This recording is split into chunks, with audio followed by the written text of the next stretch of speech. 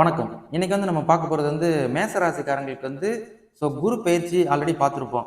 Part 1ல. இப்போ part 2 இது. குருவோட பார்வை பலன்கள் பார்க்க போறோம். குருவோட பார்வை. காரணம் குரு நின்ற பலன்கள் தான் இதுக்கு முன்னாடி நம்ம பார்த்தது. அதான் குரு பயிற்சி.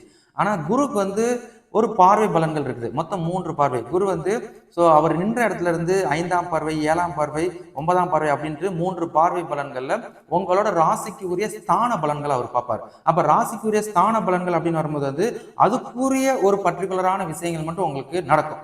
அப்ப குரு மொத்தமா நின்ற பலன் ஒண்ணு, அதுபோக குரு பார்வை பலன்கள் சொல்லிட்டு மொத்தம் ஒரு ராசிக்கு 4 விதமா பலன்கள் அளிப்பார்.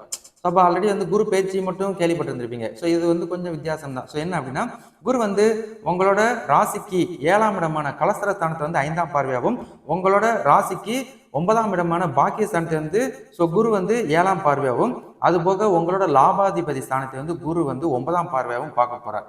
அப்ப இந்த ஸ்தான பலன்கள்லாம் இவர் பார்க்கும்போது எங்களுக்கு ஏதாவது பெனிஃபிட்ஸ் இருக்குமா? நம்ம நினைக்கிறது நல்லது நடக்குமா நடக்காதா? அதுதான் கேள்வியா இருக்கும். அப்ப நல்ல விஷயங்கள் தான் குரு நமக்கு ஏற்படுத்துறாங்க. ஆமா, நல்ல விஷயங்கள் தான்.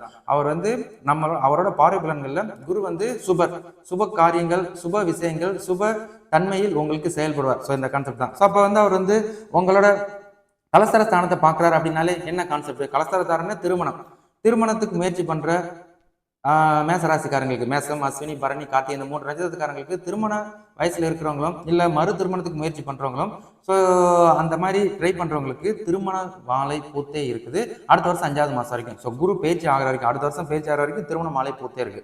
அதுபோல் காதல் முயற்சி பண்ணிட்டு இருக்கிறவங்க, காதல் இருக்கிறவங்களுக்கு, ரிலேஷன்ஷிப்ல இருக்கிறவங்களுக்கு காதல் கைக்கூடும். அது ஒன்றும் சொல்றதுக்கு இல்லை, அது இயற்கையாவே வருது அப்படின்றதுனால.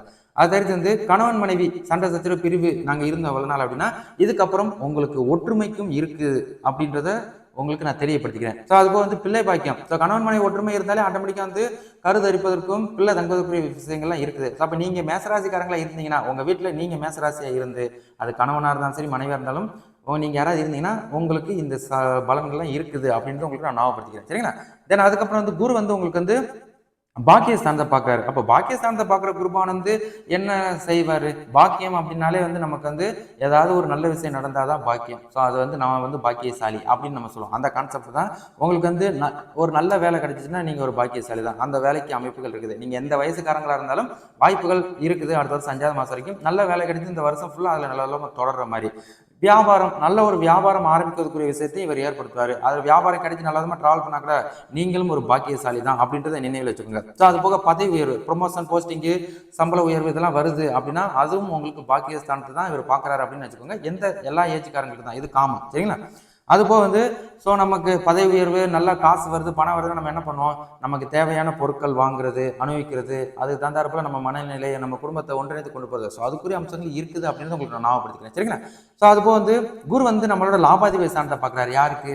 மேசராசிக்காரங்களுக்கு. அப்ப லாபாதிபதி ஸ்தானத்தை பார்க்குற குருபவன் எங்களுக்கு என்ன விஷயங்கள் பண்ணுவார் அப்படின்ற ஒரு கேள்வி உங்களுக்கு இருந்துகிட்டே இருக்கும். அப்ப லாபம்னால என்ன?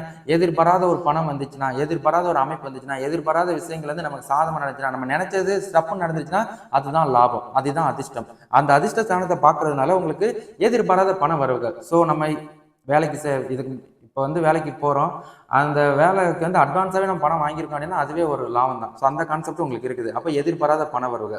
அப்போ லோன் அப்ளிகேஷன் பண்ணவங்களும், வேற ஏதாவது கை மாத்தா கேட்டிருந்தவங்களும், ஏதாவது நீங்கள் ஏற்கனவே கொடுத்து வச்சிருந்த காசு உங்களுக்கு வருமானம் கேட்டால் அந்த வாய்ப்புகள்லாம் இருக்குது. அதுதான் உங்களுக்கு இந்த லோன் கிடைக்கிற இந்த மாதிரி விஷயங்களுக்கும் வாய்ப்புகள் இருக்குது. அதுபோல் லாட்ரி எல்லாருக்குமே காமனாக நாங்கள் ஹார்ட் ஒர்க் பண்ணால் நாங்கள் லாட்ரி இந்த இதெல்லாம் சீட்டு இதெல்லாம் நாங்கள் நம்புவோம். ஏன்னா அதெல்லாம் ஒரு லம்பா ஒரு அதிர்ஷ்டத்தை ஏற்படுத்துது அப்படின்னா அந்த அதிர்ஷ்டத்துக்கும் உங்களுக்கு வாய்ப்பு இருக்கு அப்படின்றத உங்களுக்கு ஞாபகப்படுத்திக்கிறேன். ஆனால் அது கிரேசியா போயிடக்கூடாது. சும்மா ஒரு 2 வெள்ளி 1 வெள்ளி அதுக்குள்ள முடிச்சுக்கோங்க. அதுக்கப்புறம் ஜோசியர் சொல்லிட்டாரு லாட்ரி இருக்கு அந்த கான்செப்ட் போகக்கூடாது. அடுத்த வருஷம் 5ஆவது மாசம் வரைக்கும் லாபாதிபதி ஸ்தானத்தை பார்க்குற ஒரு காரணத்தினால வாய்ப்புகள் இருக்குது. அதை கரெக்டாக பயன்படுத்திக்கோங்க. ஆனால் ரொம்ப கிரேசியா போய் மாட்டிக்கிட்டீங்கன்னா அதுக்கு காரணம் நீங்க தான் பொறுப்பு. சரிங்களா?